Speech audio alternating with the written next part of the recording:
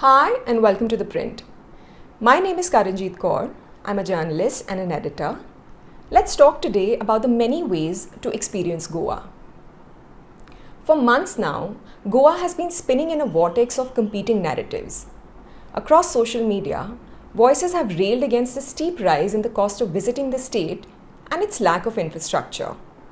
Some have taken particular glee in sharing videos of empty streets at peak season time.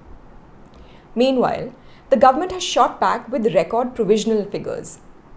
Goa received over 10 million visitors in 2024, marking a 21% growth over the previous year, all according to government data.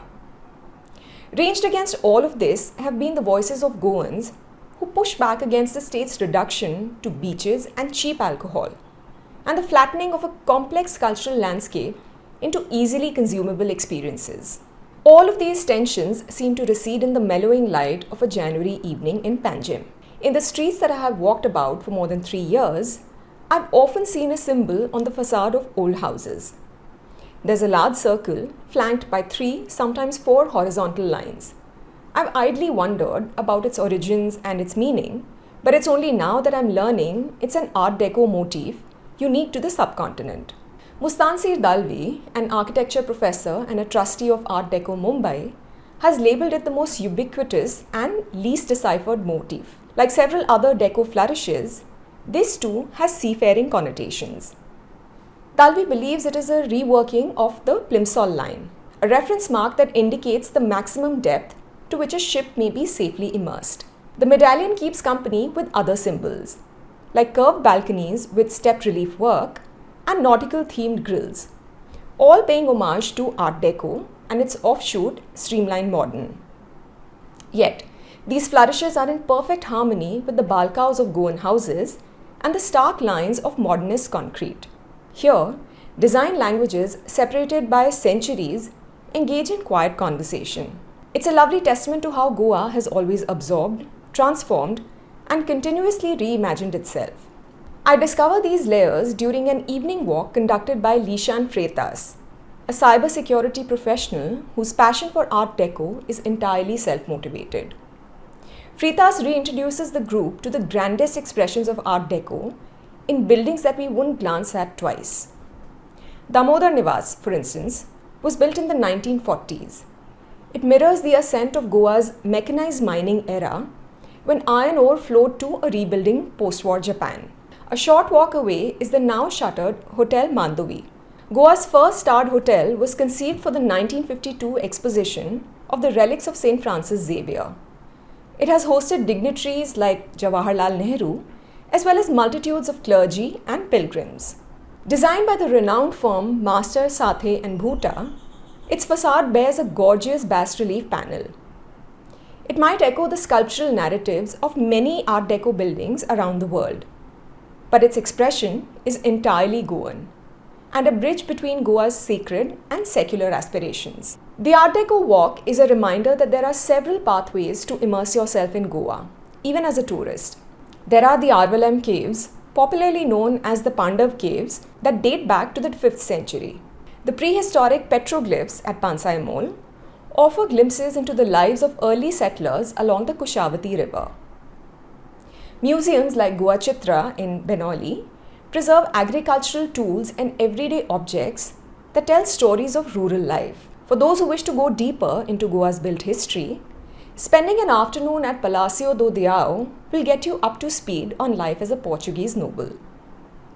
Even in its natural spaces, its islands and sanctuaries and bubbling lakes, Goa reveals facets of itself far removed from lazy beach tourism.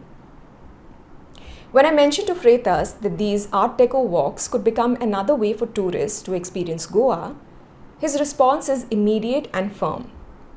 I personally don't want these places to become tourist hotspots, he says, explaining why he deliberately keeps his groups small and primarily local.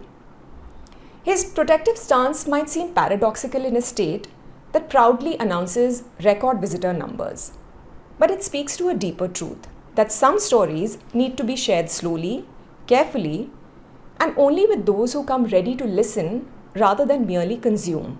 Freitas points to the Instagram fame of Fontainhas, and the perils of packaging people's lives as tourist objects. This tension between sharing and preserving runs like an undercurrent through many conversations about Goa's future. It surfaces in discussions about dirty beaches and overpriced taxis, about the commodification of culture and the strain on local communities. Yet, within this complex landscape, some are finding ways to navigate these competing demands, crafting experiences that honor both place and visitor. Varun Hegde, founder of Soul Traveling, a company that conducts walks across the state, offers a different perspective. 90 to 95% of the people that come to us are good tourists who want to experience and understand more, he tells me. Hegde says that despite reports, December 2024 was their busiest month since they started Soul Traveling in 2018. Yet, he acknowledges a fundamental disconnect. For a long time, tourism has run parallel to local life, but has not taken into account local sensitivities. That's the gap his company attempts to bridge by weaving community engagement into their experiences, like cooking sessions with local bakers and a respectful encounter with village life in Chorao. Perhaps this is what reimagined tourism might look like in Goa.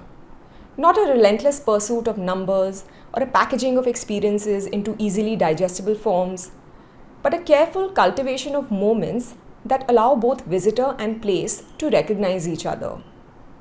For meaningful tourism to flourish in Goa, it must be built on reciprocity. Visitors who come not to consume but to understand, and a place that can share its stories without fear of their dilution.